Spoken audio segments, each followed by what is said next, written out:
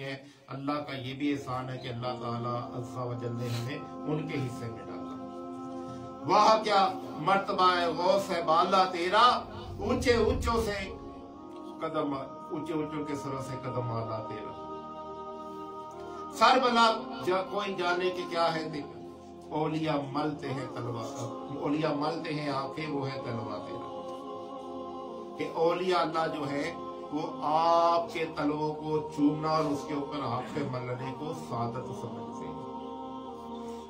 تو واہ کیا مرتبہ ہے وہ سے بالا تیرا، اونچی اونچوں کے سروں سے قدم آلا تیرا، سر بلا کوئی کیا جانے کہ کیسا ہے تیرا، اولیاء ملتے ہیں آنکھیں وہ ہے تلوار تیرا۔ تو سرکار غوث اعظم رضی اللہ تعالیٰ عنہ سے آج ان کا حتم بات ہے، ان کو عرص بھی ہے۔ تو سرکار غوث اعظم رضی اللہ تعالیٰ سے کسی نے پوچھا یا سیدی آپ کو کب پتا چلا کہ آپ قطب بن گئے، آپ کو یہ مرتبہ جو قطب کا ملا یہ کیسا ملا، اور آپ کو کیسے پتا چلا کہ آپ قطب بن گئے۔ دیکھیں جو واعظ کرتے ہیں، تبلیغ کرتے ہیں، وہ اللہ کے قرب حاصل کرتے کرتے مقام قطبیت پر پہنچ جاتے ہیں۔ تو آپ نے فرمایا مجھے تو پتہ نہیں چلا، میں دین کا درس دیتا رہا، علم کا درس دیتا رہا، یہاں تک کہ میں قطب بنا دیا گیا اور مجھے پتہ ہی نہیں چلا۔ میں درس دین دیتا رہا، لوگوں کو درس دیتا رہا، لوگوں سے درس دیتا رہا، تو مجھے پتہ ہی نہیں چلا کہ اللہ تعالیٰ نے مجھے اس وقت جو ہے اولیاء اللہ کی صف میں شامل کر دیا۔ تو یہ کتنی بڑی سعادت ہے۔ اور جو اس کے بغیر جانا چاہتے ہیں، شارٹ کٹ رستے بھی ہوں گے، اللہ ہر چیز پہ قادر ہے، لیکن جو اس رستے کے ساتھ جاتا ہے وہ کامیاب ہو جاتا ہے۔ تو حضرت نظام الدین اولیاء رحمت اللہ تعالیٰ علیہ فرماتے ہیں کہ جو بندہ کسی نہ کسی اینگل سے، قوالی سے، کسی بھی اینگل سے، کسی بھی ذریعے سے، کسی بھی وظائف سے جو ہے وہ اگر ولی کے مرتبے پہ پہنچ جائے تب بھی اس کے گرنے کے خدشات ہیں۔ اور جو قرآن پاک پڑھتا جو ہے علم دین پڑھتا جو ہے اس منزل کو پاتا ہے تو اس کے گرنے کے چانس بہت کم ہے۔ جو دوسرے طریقوں سے، دوسرے اینگل سے جو ہے اللہ کا قرب پاتے ہیں، اس کے گرنے کے چانس بھی بہت زیادہ ہوتے ہیں۔ اور جو قرآن پاک کو پکڑ کے، علم دین کو پکڑ کے چلتے ہیں تو ان کے گرنے کے امکانات بہت کم ہوتے ہیں، بلکہ گرتے نہیں، ان کو وہ چیزیں سنبھال لیتی ہیں، اللہ کا قرب سنبھال لیتا ہے۔ تو اسی طرح غوث اعظم جب اس مقام پہ پہنچ گئے کہ اللہ تعالیٰ نے انہیں قطب وقت بنا دیا، تو اب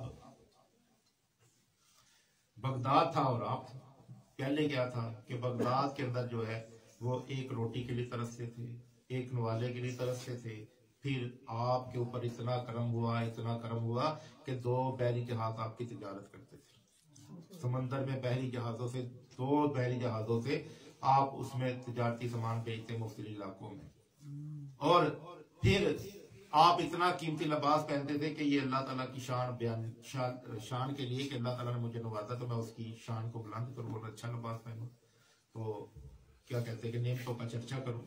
تو آپ کا لباس بھی بڑا مہنگا ہوتا، تو پہلے دیکھیں کچھ بھی نہیں، کھانے کے لیے نہیں، ایک گوشت کا ٹکڑا نہیں، کھنڈرات میں گھوم رہے ہیں، دریا دجلہ پہ جا رہے ہیں، کچھ کھانے کو مل جائے، کوئی پالک کا، لوگ پالک دھوتے تھے تو فقیروں کی لائن لگی ہوتی تھی کہ پالک جب چھوٹ جائے گی ان کے ہاتھ میں سے تو وہ کھا لیں گے، پھر وہ مولیاں دھوتے تھے، گاجریں دھوتے تھے، سبزیاں دھوتے تھے۔ تو یہ اس آس سے فقیر جو بیٹھے ہوتے تھے کہ کسی کے ہاتھ سے کوئی چیز چھوٹے گی تو وہ جب بہے گی تو ہم اٹھا کے کھا لیں گے، اسے پانی سے پکڑ کے کھا لیں گے۔ تو غوث اعظم جب دریائے دجلہ پہ جاتے تو دیکھتے کہ اتنی لائن لگی ہے، تو اثار کے جذبے کے لیے کہ کسی اور کے کام بن جائے، میں چلو بھوک برداشت کر لے، تو وہاں سے واپس آ جاتے۔ کھنڈرات میں جاتے تو وہاں لوگ مختلف چیزیں ڈھونڈ رہے ہوتے، کھانے پینے کی کوئی چیزیں ڈھونڈ رہے ہوتے، تو یا آپ جو ہے جب ادھر فقیروں کا رش دیکھتے تو وہاں سے بھی واپس آ جاتے کہ یہ میرے بھائی جو ہیں یہ کھا لیں، اگر ان کو کچھ مل جائے میری ہے۔ تو یہ اثار کے جذبے نے یہ کام دکھایا کہ 2 بحری جہاز جو ہے ان کے سفر پہ رواں دوا رہتے تھے، اور 1000 لوگوں کو انہوں نے پیسے دیے، ایسے تجارت کرتے تھے، اور آپ کا لنگر وسیع تھا۔ تو آپ فرماتے ہیں کہ مجھے تو پتہ نہیں چلتا، شاید میرے ہاتھ میں سراح ہے کہ میرے پاس اتنا مال آتا ہے، پتہ نہیں کہاں جاتا ہے، شاید میرے ہاتھ میں سراح ہے، نہیں समझाने के लिए। सुराह नहीं, वो सहावत इतनी करते थे कि जो आता था वो अल्लाह की राह में बांट देते थे, लंगर चला देते थे, अल्लाह की राह में बांट देते थे, गरीबों मस्कीनों की जो मदद करते थे। अब बगदाद में आप बैठे हुए हैं अपने मसरत पे, और एक आदमी आ गया बशीर नाम, वो कहने लगा या सैयदी मैं बहुत मजबूर हूं, मैं बहुत परेशान हूं, मेरे साथ बहुत अजीब वाक़या हो गया। फरमाया क्या हो गया? उसने अर्ज की कि मेरी बच्ची जो है छत पे गई है और वापस नहीं आई, गायब हो गई है। मेरी बच्ची छत पे चढ़ी और वापस नहीं आई, गायब हो गई है, और मैं बहुत परेशान हूं, मेरी 16 साल की बच्ची जवान बच्ची है और वो गायब हो गई छत के ऊपर से। तो फरमाया उसको जो है ना तुम इस तरह करो कि करख के पहाड़ों में चले जाओ, करख के पहाड़ों में जाओ और उधर जाके जो है ना वो एक दायरा लगाना और उसमें बैठ जाना, अल्लाह का जिक्र करना, दायरा लगाना, मेरा तसव्वुर करना और उधर बैठ जाना और डरना नहीं। रात को जो है वो जिन्नात तुम्हारे पास आएंगे, तो एंड पे जो है जिन्नात का सरदार आएगा, तो उसको कहना, जब वो तुमसे पूछेगा तो उससे कहना कि मुझे अब्दुल कादर ने भेजा, तो वो तुम्हारी मुश्किल हल करेगा। आपने दायरा लगा लिया उस बंदे ने और तसव्वुर कर लिया और अल्लाह का जिक्र करना शुरू कर दिया और बैठ गया। अब जब रात के शुरू हुई तो जो है जिन्नात का आना जाना शुरू हो गया। अब जिन्नात भयानक शक्ल में, खौफनाक शक्लों में डराते, धमकाते और दायरे के करीब आते फिर चले जाते। इस तरह वो सारी रात तमाशा लगाते रहे। तो रात के पिछले पहर जो है वो क्या होता है कि जिन्नात का सरदार जो है वो घोड़े के ऊपर सवार होके आता है। जब घोड़े के ऊपर सवार होके आता है तो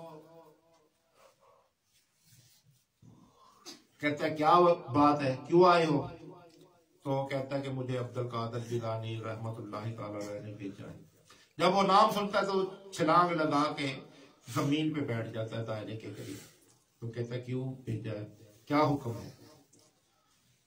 तो उन्होंने कहा कि मेरी बच्ची जो है वो छत पे चढ़ी थी और वो अचानक गायब हो गया, अब वो मुझे मिल नहीं गई। तो उसने हुक्म दिया कि इसकी बच्ची को जो है जहां भी है लेके आओ। तो थोड़ी देर के बाद जो है बच्ची और एक चीनी जो है जिन जो है वो आ गया।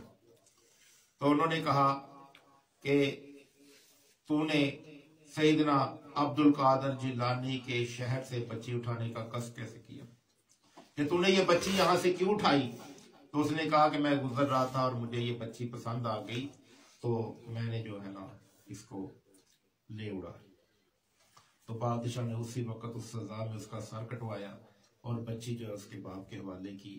तो वो जो बशीर नामी बुजुर्ग थे उन्होंने कहा कि आप गौसे आजम का इतना अदब करते कि घोड़े पे सवार थे और तुम नीचे उतर आए। कहते गौसे आजम रज़ी अल्लाह ताला जब अल्लाह ताला किसी कुतुबे वक्त को नाफिज करता है, नामजद करता है, तो रूए जमीन के जितने जिन्नात है उनके ताबेदार कर देता है। कि रूए जमीन के जितने ताबेदार जिन्नात हैं वो उसके ज़ेरे कमान कर दिए जाते हैं, उसके ताबेदारी में दे दिए जाते हैं, उसके नौकर बना लिए जाते हैं। और हम अब्दुल कादर का क्यों ना एहतराम करें कि जब वो निकाह करते हैं तो हम डरते हैं कहीं इनकी निगाह हमें जला ना दे। तो जब वो हमारी तरफ सोचते हैं या निकाह करते हैं तो हम डर जाते हैं कि कहीं इनकी निगाह का जलाल हमें जला ना दे। तो देखेंगे अब सबसे पहली बात कि बाद इल्मो जड़ा करे फकीरी ते काफर मरे दीवाना हो। तो बंदे को बहकाता है, खराब करता है और वसवसे डालता है और अल्लाह की कुदरत में जो है वो ऐसा बनाता है कि अल्लाह ये नहीं कर सकता। तो अब